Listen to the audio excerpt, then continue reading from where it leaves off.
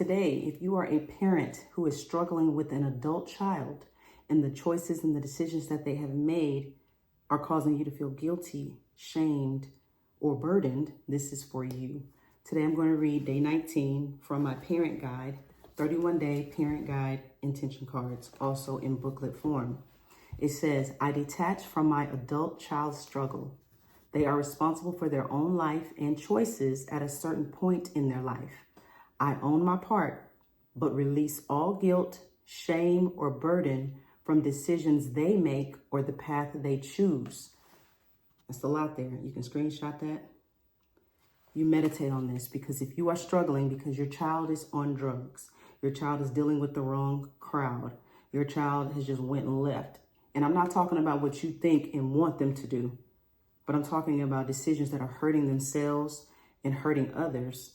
You feel like it was because I wasn't there. It was because I did this. It was because I did that. And that could also be true. And you own that. But it comes a time on both sides where the parent has to say, okay, I own that.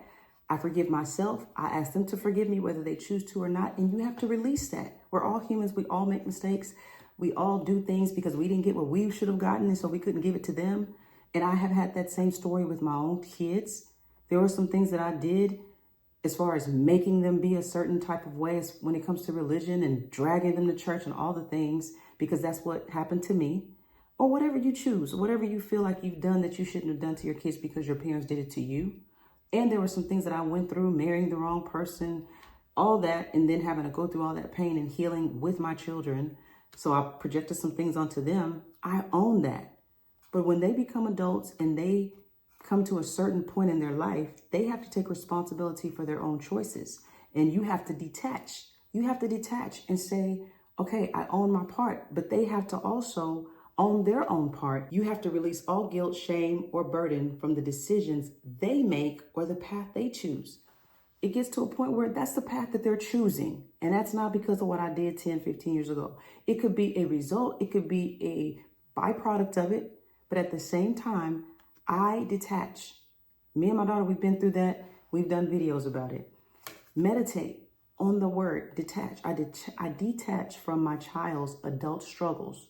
I'm not talking about if they have mental illness and you're going to be there for them. You're going to support them. I'm not talking about that. I'm talking about when they blame you and they try to tell you, yeah, I'm doing all this because you wasn't there for me when I was, we understand it. We get that. But there comes a time where I have to detach as a parent. If they are on medication, if they're in a home, yes, you visit, you support, you're there. But we're talking about the guilt and the shame and the burden that a lot of parents are walking around with right now because their child is like this. And let's say your child is not doing a bunch of bad things. Maybe they're struggling with some mental illness, or maybe they're struggling with something that the doctor has diagnosed them with. And I have felt that way about my son. And we talked about this. I'm thinking, man, maybe it was something I did that caused him to be autistic, when none of that matters at a certain point, especially when you as a parent, you've done everything you could do. You've offered to go to therapy. You've went to therapy. And the child still chooses to struggle, and the child still chooses to do things that are harmful to themselves or others.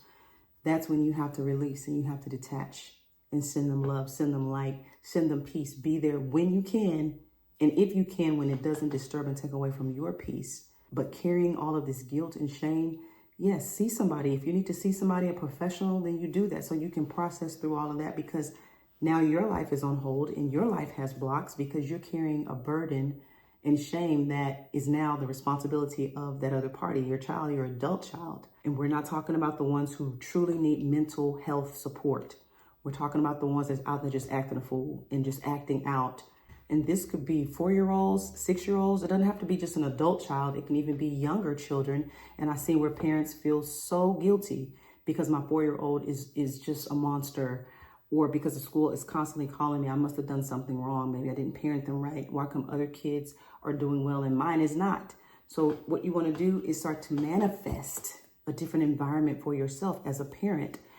This is just a tool. If you need professional help as well, you can get professional help. You need to get professional help. But this is a 31-day parent guide. Let's do a random. I also take the time to identify areas of growth and concern, such as entitlement, anger, aggressiveness, depression. isolation, or hurt, as I can transfer and project this onto my child.